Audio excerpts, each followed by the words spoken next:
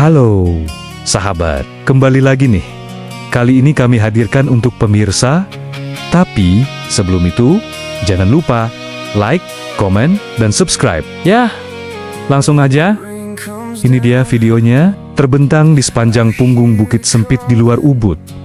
Campuhan Ridgewalk membentang sekitar 2 km, jaraknya sekitar 1,2 mil, membelah dua lembah yang ditutupi rumput tinggi dan pohon palem yang tersebar. Tidak ada penghalang, tidak ada struktur yang dramatis, hanya sebuah jalan setapak. Tapi justru itulah yang membuatnya berbeda, karena saat Anda berjalan, pemandangan akan terbuka di kedua sisi, dengan medan yang menurun ke lembah hijau di bawahnya. Di pagi hari atau menjelang sore, cahaya mengenai rumput dari sudut tertentu, menciptakan cahaya lembut yang berubah setiap beberapa menit. Dan semakin jauh Anda pergi, semakin sunyi suasananya.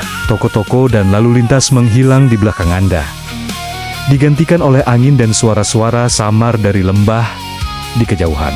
Jaraknya tidak terlalu jauh, tetapi terasa seperti transisi dari bagian Bali yang lebih damai menuju sesuatu yang lebih tenang. Namun tidak jauh dari sini, gagasan yang sama tentang membentuk lahan, mengambil bentuk yang sama sekali berbeda.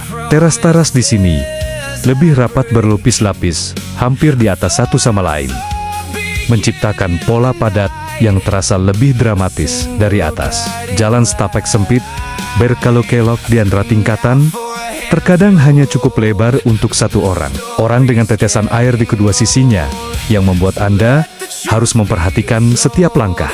Dan sudut pandang itu penting, karena dari sudut pandang tertentu, teras tersebut tampak seperti terlipat. Mereka sendiri menciptakan tampilan ikonik yang mungkin sudah Anda lihat berkali-kali. Namun, yang tidak diduga kebanyakan orang adalah betapa beratnya aktivitas fisik tersebut. Mendaki dan menuruni jalan setapak ini, terutama di tengah terik matahari, dengan cepat berubah menjadi olahraga yang berat. Dan di sekeliling Anda, para petani melakukan hal yang sama sebagai bagian dari rutinitas harian mereka. Situasinya terkendali, tetapi tidak mudah. Dan hanya beberapa menit kemudian, rasa kendali itu lenyap dan digantikan oleh sesuatu yang jauh kurang dapat diprediksi. Pohon-pohon tinggi menyaring cahaya, udaranya lebih sejuk, dan jalan setapak tampak mudah dilalui. Namun di dalam suaka hutan monyet suci, keadaan dapat berubah dengan cepat. Kawasan lindung ini mencakup sekitar 12,5 hektar, luasnya sekitar 30 hektar, dan merupakan rumah bagi lebih dari 1.000 burung macak berekor panjang. Pada awalnya, mereka tampak santai, bahkan penasaran, tetapi mereka bukan sekadar bagian dari pemandangan. Mereka sudah terbiasa dengan orang-orang, yang berarti mereka akan mendekat lebih dari yang Anda duga. Tas, kacamata hitam, bahkan botol air pun tiba-tiba bisa menjadi sasaran. Dan sementara sebagian besar interaksi tidak berbahaya, jelas terlihat siapa yang sebenarnya memegang kendali di sini. Namun, hutan itu sendiri sama menariknya. Struktur candi kuno tersembunyi di antara pepohonan.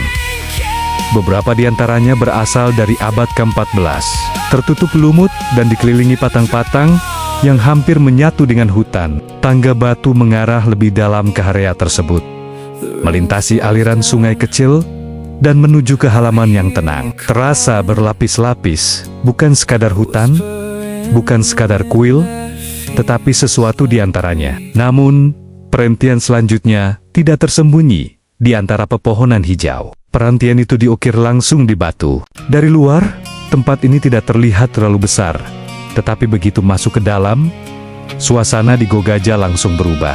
Pintu masuk itu sendiri adalah petunjuk pertama. Sebuah ukiran wajah batu, mulutnya membentuk ambang pintu Sioliola. Anda sedang memasuki sesuatu yang hidup. Dibangun sekitar abad ke-9, situs ini memiliki pengaruh Hindu dan Buddha yang jarang ditemukan di Bali. Kira-kira destinasi wisata mana lagi nih yang cocok buat kalian? Langsung tulis di kolom komentar ya. Lalu bantu support kami juga dengan cara like, subscribe, dan klik lonceng di sampingnya, agar tidak ketinggalan informasi dari kami. Selanjutnya, karena akan selalu meliput tempat-tempat wisata yang ada di Nusantara, dan akan upload setiap hari.